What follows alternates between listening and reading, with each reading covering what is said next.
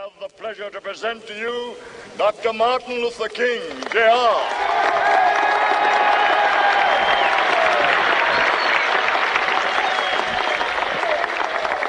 I am happy to join with you today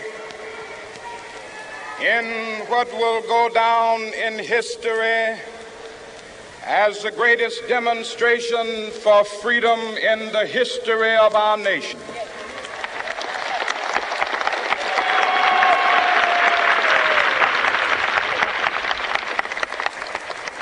Five score years ago, a great American in whose symbolic shadow we stand today signed the Emancipation Proclamation. This momentous decree came as a great beacon light of hope to millions of Negro slaves who had been seared in the flames of withering injustice. It came as a joyous daybreak to end the long night of their captivity. But 100 years later, the Negro still is not free. 100 years later, the life of the Negro is still sadly crippled by the manacles of segregation and the chains of discrimination. 100 years later, the Negro lives on a lonely island of poverty. I have a dream that one day this nation will rise up and live out the true meaning of its creed. We hold these truths to be self-evident, that all men are created equal.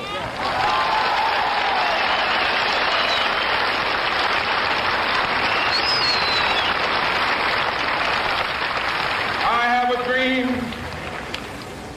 that one day on the red hills of Georgia,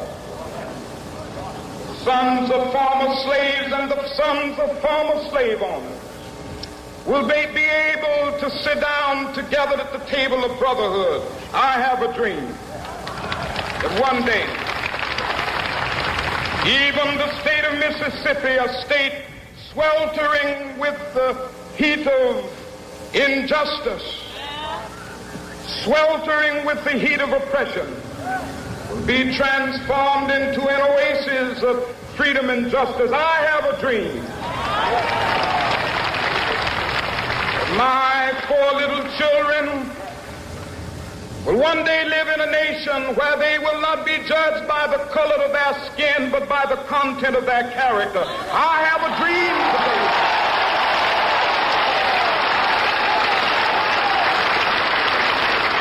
I have a dream that one day, down in Alabama with its vicious racists, with its governor having his lips dripping with the words of interposition and nullification. One day right there in Alabama, little black boys and black girls will be able to join hands with little white boys and white girls as sisters and brothers. I have a dream today.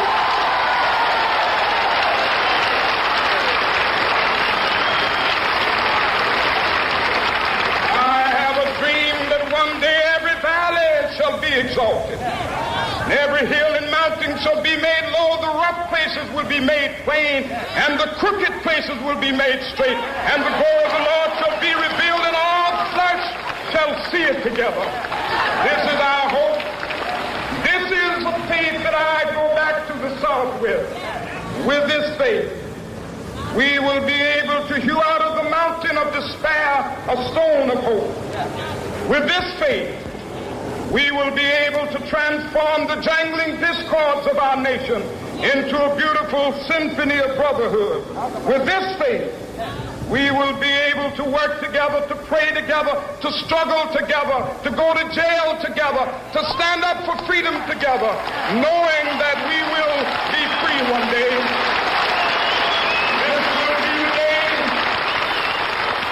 This will be the day when all God's children will be able to sing with new meaning, my country, tears of thee. Sweet land of liberty, of thee I sing. Land where my fathers died, land of the pilgrim's pride. From every mountainside, let freedom ring. And if America is to be a great nation, this must become true. And so let freedom ring. From the prodigious hilltops of New Hampshire, let freedom ring. From the mighty mountains of New York, let freedom ring. From the heightening Alleghenies of Pennsylvania, let freedom ring. From the snow-capped Rockies of Colorado, let freedom ring. From the curvaceous slopes of California. But not only that, let freedom ring from Stone Mountain of Georgia. Let freedom ring from Lookout Mountain of Tennessee. Let freedom ring from every hill and molehill of Mississippi, from every mountainside. Let freedom ring, and when it happens,